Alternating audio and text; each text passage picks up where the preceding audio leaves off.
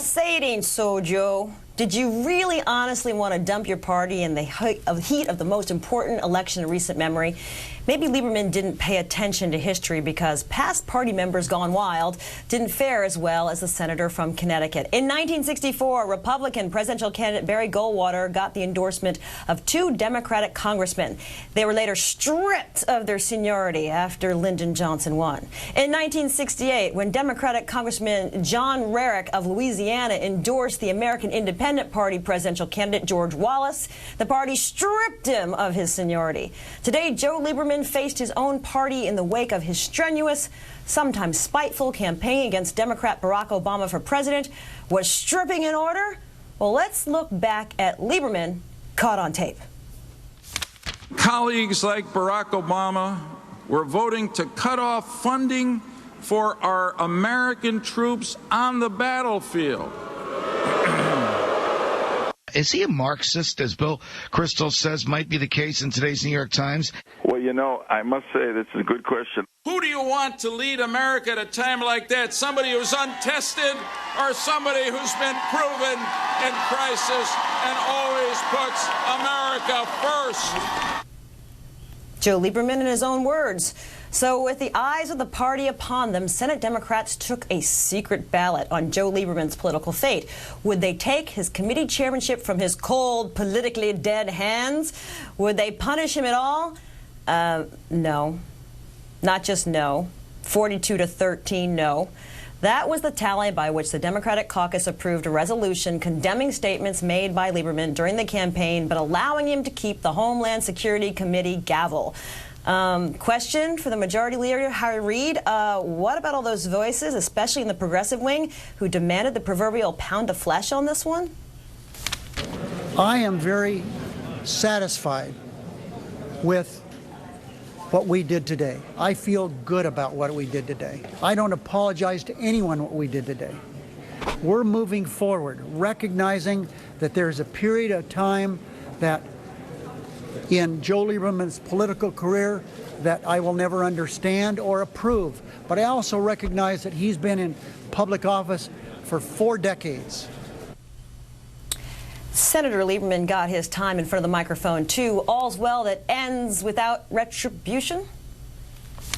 This is the beginning of a new chapter.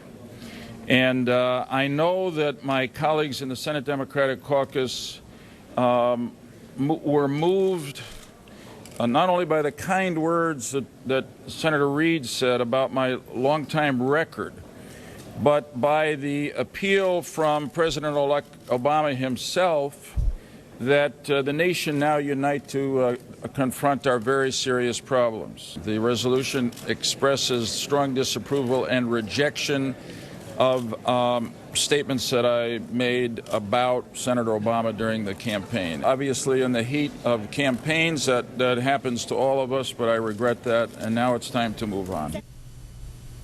So that's that. Everybody walks hand in hand into the sunset with a significant wing of the party wanting an eye for political eye. This isn't the kind of move on those people like. How is this going to work? Here to talk about it is Ned Lamont. He ran as a Democrat against Joe Lieberman in 2006, and he's also a fellow at the Harvard Institute of Politics. Mr. Lamont, thanks for being with us. Allison, it's great to be here with you. Just need to know, what did you think today when you heard that Senator Lieberman will still caucus with the Democrats and will retain his chairmanship of the Homeland Security Committee? Well, first of all, the setup suggests there's something about retribution. It's not about retribution. It's about whether you want to reward Senator Lieberman by giving him the Homeland Security Committee chairmanship. That's a reward. I think that was probably the wrong move. Look, I've traveled a lot around the state of Connecticut, and I got to tell you, over the last few months, working on behalf of President-elect Obama, and there the folks weren't necessarily shocked that Senator Lieberman ended up endorsing McCain. You know, for Senator Lieberman, it's been all war all the time for the last 6 years. But I think they were really disappointed when Senator Lieberman went out and attacked Obama, you know, attacked him on a whole variety of different fronts. I think that was what was disappointing.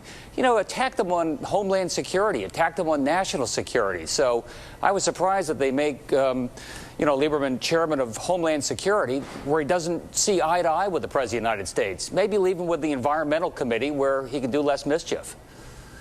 About a week ago, you told the Greenwich Times, quote, "My sense is he's, Lieberman, psychologically moving into the Republican column." Do you still believe that? You know, I do. I think he feels much more comfortable, certainly on foreign policy, national security.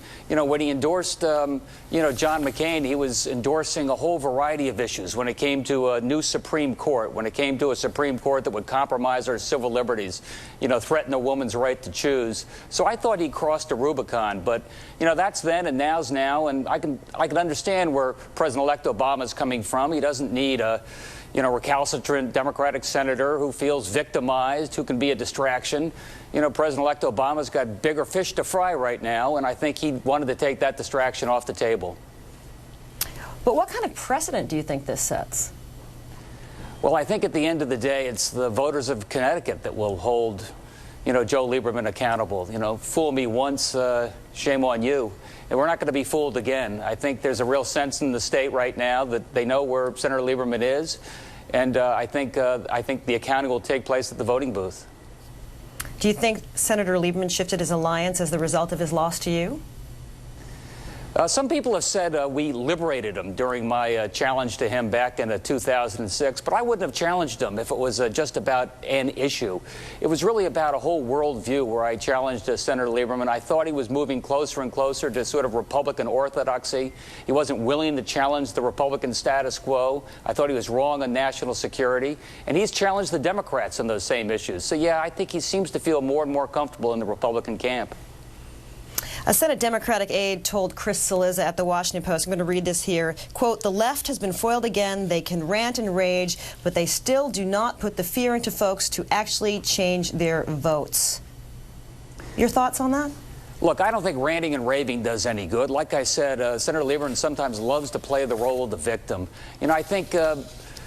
Again, I would have voted differently than the majority of the Democratic caucus did. But now you do go forward. I'd like to see, President Obama get his administration in place. I'd like to see, Democrats and Republicans rally behind him.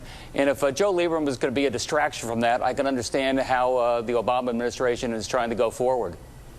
You going to run for office again? You never say never. Ned Lamont never says never. He's also a fellow at the Harvard Institute of Politics. Thanks for your time, Mr. Lamont. Delighted to be with you.